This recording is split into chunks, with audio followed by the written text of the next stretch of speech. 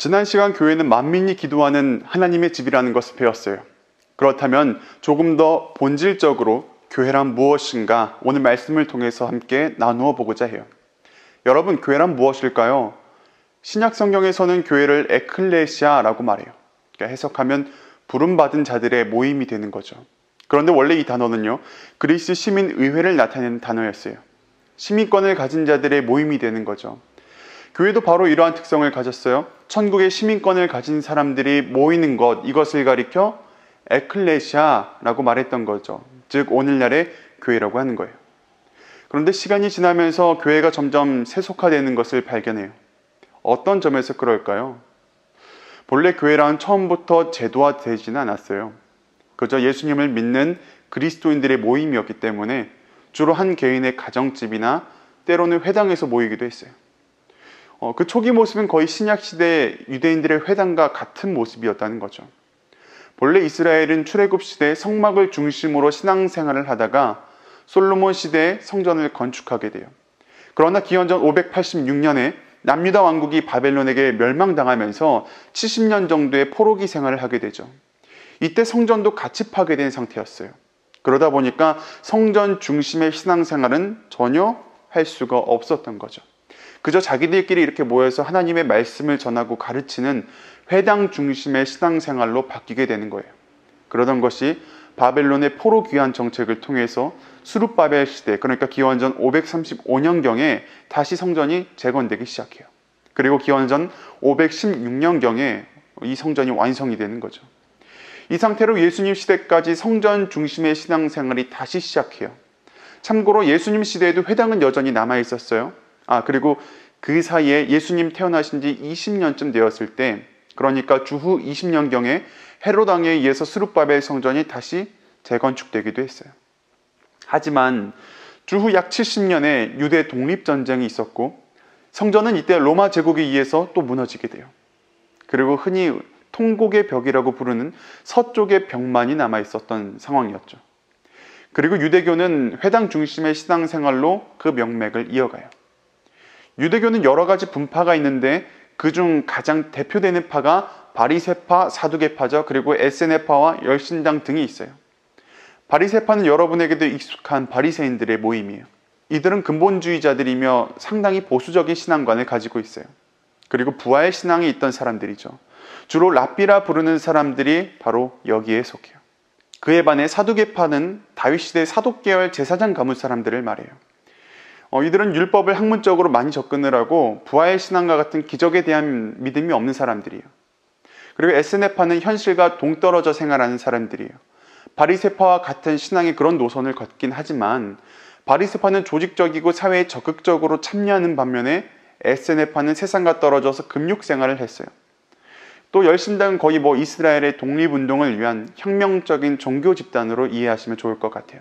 아무튼 간에 유대교 안에는 각 분파에 따라서 여러 성향을 띠는 회당이 있었고 초대교회는 그 회당 중에 하나로서 그리스도 신앙을 가진 그런 사람들의 모임이었다는 거죠.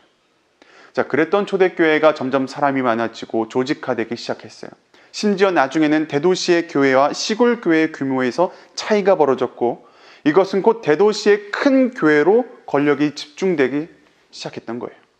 급기야 나중에는 베드로의 사도권을 잇는다는 교황이라는 권력이 탄생하였고 중세의 교회는 상당히 체계적인 조직력을 가지며 동시에 한때는 한 국가의 왕, 그 이상의 권력을 발휘하는 막강한 권력을 가지기도 했어요.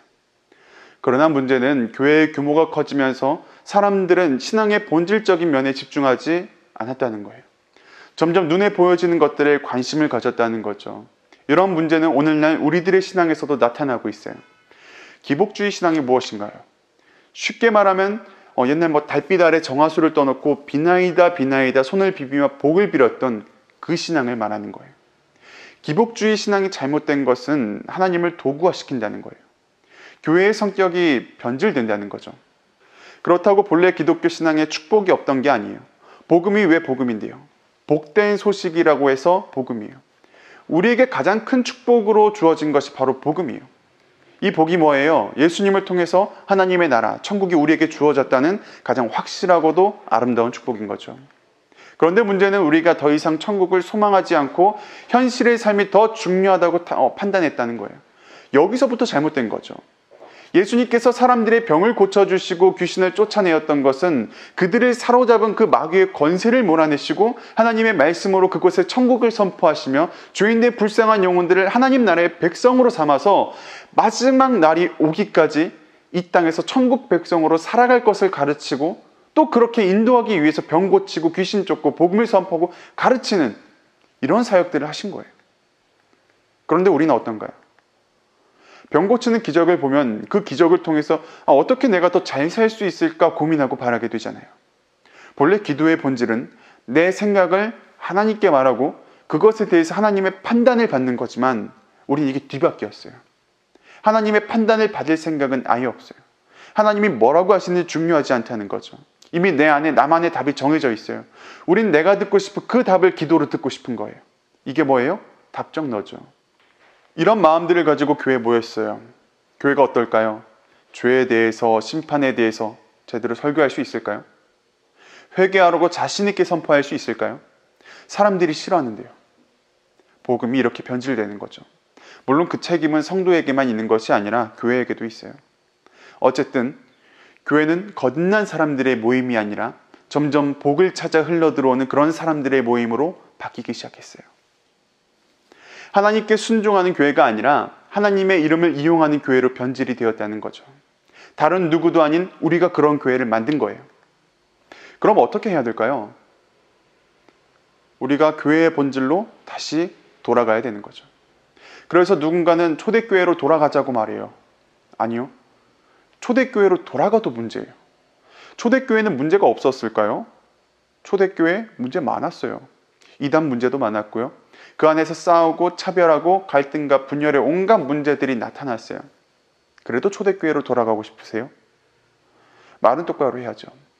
우린 초대교회로 돌아갈 것이 아니라 복음의 본질로 돌아가야 돼요. 교회가 만들어진 처음의 목적으로 돌아가야 되는 거죠. 그리고 교회의 그 본질에 대해서 바울은 이렇게 이야기해요. 고린도전서 6장 19절 20절이에요. 너희 몸은 너희가 하나님께로부터 받은 바 너희 가운데 계신 성령의 전인 줄을 알지 못하느냐. 너희는 너희 자신의 것이 아니라 값으로 산 것이 되었으니 그런즉 너희 몸으로 하나님께 영광을 돌리라. 교회는 단순한 사람들의 모임이 아니에요. 교회의 본질은 바로 성령이에요. 예수님을 믿고 따르는 그리스도인 이 한 사람으로부터 먼저 교회가 시작되어야 하는 거죠. 어떻게 해요? 내가 성령의 전이 되는 거예요. 하나님께서 주시는 성령을 받고 성령의 충만한 신앙과 생활을 가졌을 때 우리는 그 자체로 이미 교회가 되는 거예요. 성령에 붙들려 성령에 인도받는 사람이 교회가 되는 거죠. 그리고 생각해 보세요. 이런 성령의 사람들이 모였어요. 성령을 따라 하나님께 순종하고자 하는 사람들이 모였어요. 이 땅의 자랑을 더 이상 귀하게 여기지 않고 하나님의 말씀을 따라서 자신의 삶을 선택하는 강하고 담대한 자들이 모였어요. 세상은 그들을 핍박하고 싸우려고 들지만 복음을 가진 이들은 여기에서 물러나지 않고 하나님을 의지해서 한 걸음 한 걸음 나아가는 거죠. 그리고 하나님의 영광을 위해서 사는 거예요. 이게 바로 교회인 거죠. 그럼 우리는 교회에 모여서 어떤 이야기들을 나눌까요? 비트코인 폭락한 거요? 집값 오른 거요? 연예계 스캔들, 연애 이야기, 학교 이야기, 취미생활 뒷담화, 이간질 싸움, 감정에서 외로움의 달래? 다 아니죠. 우리 성령을 따라 살아내었던 그 삶의 이야기들을 나누어야 돼요. 간증을 나누는 거죠. 우리에게 베푸신 하나님의 은혜들을 기억하고 말씀을 따라 순종하며 그렇게 나아갔더니 하나님께서 내 삶에 이루시는 그 놀라운 그 역사들을 우리가 나누는 거예요. 이것을 통해 우리가 더 기도하고 더 찬양하며 더 감사함으로 살아갈 수 있는 힘을 얻게 되는 거죠. 그렇다면 이 시간, 이 설교가 끝나고 한번 내 삶을 들여다보세요. 나는 과연 성령이 충만한 사람인가요? 하나님께서 약속하신 성령을 내가 받았나요?